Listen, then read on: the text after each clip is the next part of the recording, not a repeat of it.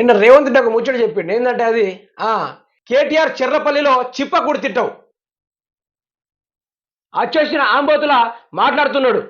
Phone tapping చేస్తే ఏమవుతుందంటావా? భార్య భర్తల మాటలు ఎవరైనా వింటారా?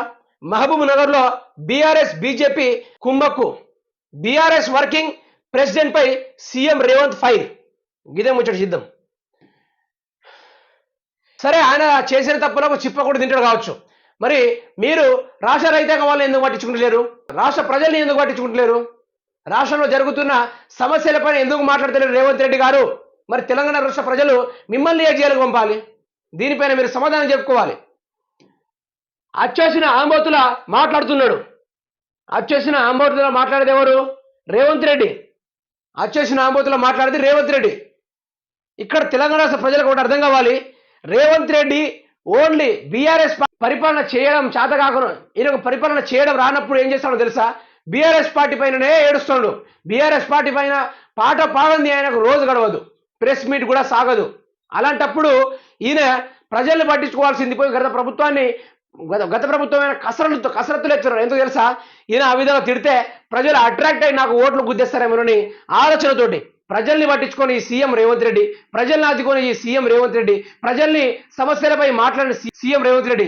ప్రజలు ఈసారి ఎంపీ ఎలక్షన్లు ఏ విధంగా ఓటేస్తారు? మళ్ళీ కేటీఆర్ అంటున్నాడు అచ్చేసిన ఆంబోతులా మాట్లాడుతున్నాడని. ఫోన్ ట్యాపింగ్ చేస్తే ఏమవుతుందంటావా? ఫోన్ ట్యాపింగ్ ఆ రోజుల్లో ఈయన దొరకడానికి, ఓటుకు నోటు కేసులు దొరకడానికి, ఈయనను పట్టుకోవడానికే ఆ రోజు ఫోన్ ట్యాపింగ్లు షురు చేశారు. దాని తర్వాత బంద్ చేశారు. దానిపైన ఎవిడెన్స్ కూడా ఉంది. ఇంకోటి, దాని గురించి ఎవిడెన్స్ గురించి ఈయన ఎందుకు మాట్లాడలేరు? మరి ఆయన ఆ ప్రభుత్వం అప్పుడే బంద్ చేసినప్పుడు ఈయన 4 లక్షల రూపాయలు పెట్టి సిమ్ కొనాల్సిన అవసరం ఏమొచ్చింది? ఈయన పెట్టి ఈరోజు ఈయన ట్యాపింగ్లు మొదలుపెట్టి అందరూ బీఆర్ఎస్ పార్టీని తన సైడ్ గుంజుకుంటున్నాడు. ఇది తెలంగాణ రాష్ట్ర ప్రజలకు అర్థం కావాలి. ఫోన్ ట్యాపింగ్లా ఆ రోజుల పార్టీ ఈయన పట్టుకోవడానికి ప్రయత్నిస్తే ఈ రోజు ఆ కాంగ్రెస్ బీఆర్ఎస్ ఎమ్మెల్యేని పట్టుకోవడానికి ఈయన ఫోన్ ట్యాపింగ్ ముచ్చట మొదలు పెట్టాడు. ఇది తెలంగాణ రాష్ట్ర ప్రజలకు అర్థం కావాలి. భార్యాభర్తలు మాటలు ఎవరైనా వింటారా?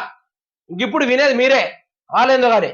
మహబూబ్ నగర్ లో బీఆర్ఎస్ బీజేపీ ముక్కు ఈ ముచ్చట చెప్పడానికి ఏమైనా ఉండాలి. ఒకటి చెప్తున్నా, ఇప్పుడు ఎప్పుడైనా కేసీఆర్ సభల నరేంద్ర మోడీ వచ్చినప్పుడు నువ్వు నా బడే బాయ్ చోట బాయ్ అన్నాడా?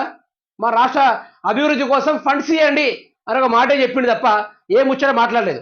కానీ రేవంత్ రెడ్డి, తు మేరా బడే భాయ్, మే తెరా చోటా భాయ్, ఆప్ దోనే భాయ్ భాయ్, आप दोनों मिलकर తెలంగాణ రాష్ట్ర మార్ छोड़ कर ఉడా దింగే అనుకున్న మాట్లాడింది మీరు. తెలంగాణ రాష్ట్రాన్ని యాగం చేద్దామని ప్లాన్ వేసుకుంది మీరు. ఇప్పుడు తెలంగాణ ఉన్నది మీ ఇద్దరే. మళ్ళీ బీఆర్ఎస్ పార్టీ పొత్తు కలపడిందో ఇది తెలంగాణ రాష్ట్ర ప్రజలకు అర్థం కావాలి. బీఆర్ఎస్ వర్కింగ్ ప్రెసిడెంట్ పై సీఎం రేవంత్ రెడ్డి ఫైర్. బాగానే ఫైర్ అయినావు రేవంత్ రెడ్డి. దేని మీద? రేవంత్ రెడ్డి గత ప్రభుత్వం మీద ఫైర్ అవడానికి బాగా ఉంటుంది, కానీ తెలంగాణ రాష్ట్ర ప్రజలు పట్టుకోవడం గింత కూడా ఉండదు. నేను కాంగ్రెస్ పార్టీ 3 నెలలే అయింది వచ్చి అంటే 3 నెలలు అయినప్పటికీ ఈరోజు రేవంత్ రెడ్డి రైతాంగ వారిని, ప్రజల వారిని, జియోస్ 46 బాధల్ని పోయి పట్టించుకుంటే ఈరోజు నేను నా ఛానల్ పరంగా నేను రేవంత్ రెడ్డికి ఓటేయాలని డప్పుల చాటింగ్ చేసేటోడిని. అధికారంలో ఉండి కూడా ఈ ముఖ్యమంత్రి, ఏ మంత్రులు, ఏ ఎమ్మెల్యేలు కూడా పోయి ఏ ఒక్కరినైనా పరామర్శించారా? ఏ ప్రజలైనా పట్టించుకున్నారా? పట్టించుకోలేదు. నాకు కావాల్సింది ఒకటే, నా రాష్ట్ర రైతాంగ ప్రజల్ని పట్టించుకుంటేనే అతను ముఖ్యమంత్రి. లేకుంటే ఆ ముఖ్యమంత్రి పదవి కూలేదాకా మా ప్రయత్నాలు మేము చేస్తాం. తెలంగాణ ప్రజలు కూడా వారి ప్రయత్నాలు వారు చేస్తారు. దయచేసి తెలంగాణ రాష్ట్ర ప్రజలకు చెప్పేది ఒక్కటే, ఇప్పుడు అధికారంలో ఉండి మిమ్మల్ని ఆదుకోని ముఖ్యమంత్రి రేపు అధికారం మళ్ళీ ఇంకోసారి ఎంపీ ఎలక్షన్ అధికారం ఇస్తే ఇక మనల్ని పక్కన పట్టేస్తే పూర్తి స్థాయిలో ఆగం చేస్తాడనే మాట అయితే బరాబరు. ఇది తెలంగాణ రాష్ట్ర ప్రజలకి అర్థం కావాలి.